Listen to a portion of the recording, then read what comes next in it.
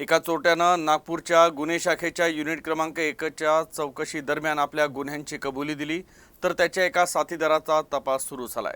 तर पुढील कारवाईसाठी या चोरट्याला प्रतापनगर पोलिसांना सुपूर्द करण्यात आलंय। या चोरट्याला गुन्हे शाखा युनिट क्रमांक 1च्या पथकानं अटक केली।